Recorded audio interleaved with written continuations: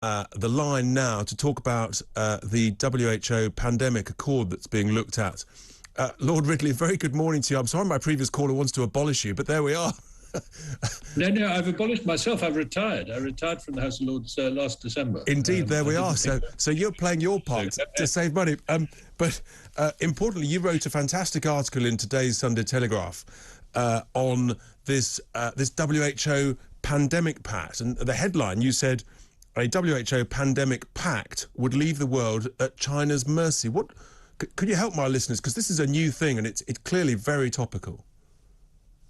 Yes, so the World Health Assembly is meeting next week. That's the annual meeting of all the 194 countries that are allowed to be in the World Health Organization. One country is not, that's Taiwan, guess why? One of the things on the agenda is to have a pact among all these countries, an accord, if you like, but not a treaty, because if it was a treaty, it would have to get approved by the US Senate by a 2/3 majority, and that's not likely to happen. But it will effectively have many of the powers under international law of a treaty, and it would allow the WHO to force countries to do things in the event of a pandemic, like locking down, like mandating vaccines and so on, some of which are good, some of which I think are less good. But, you know, the worry is the lack of accountability of the World Health Organization. We don't have any way of deselecting its members, and its track record. And its track record in this pandemic is not good. It apologized for China, effectively, in the first month or two, saying China was being transparent when it wasn't. It was being the opposite, saying that there was the Chinese were right to say there was no human-to-human transmission. It said that right up until the middle of January, when healthcare workers in Wuhan were already falling sick after handling patients and so on.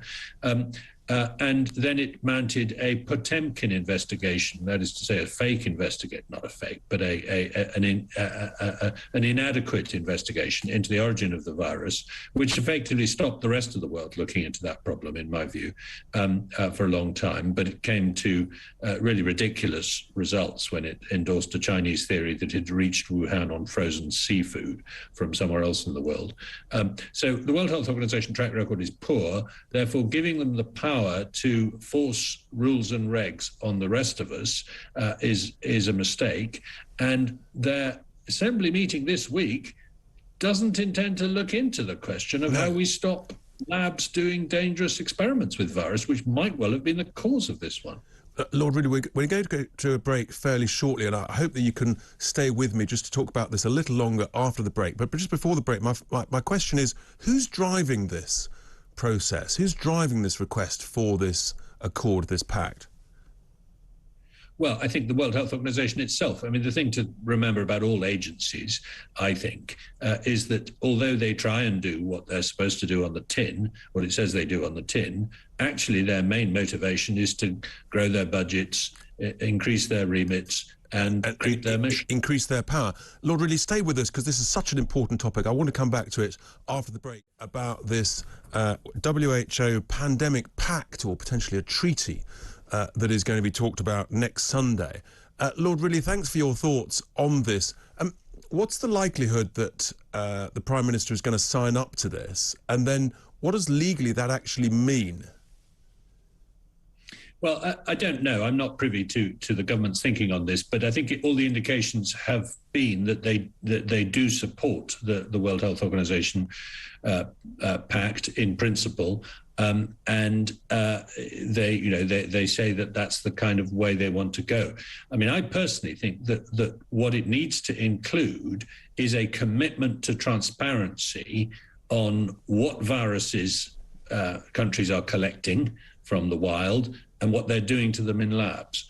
We have such transparency commitments in the International Atomic Energy Authority treaties, and we do something similar in the case of airline accidents, interestingly. So I think it's not unreasonable to include that. But I've talked to government ministers, and they say, yes, that should be in it. But I see no sign that it is, and I think China wouldn't allow it to be in. And it has a huge amount of influence over the WHO. So that's critical, because you're putting forward some really constructive, sensible suggestions as to what should be in it.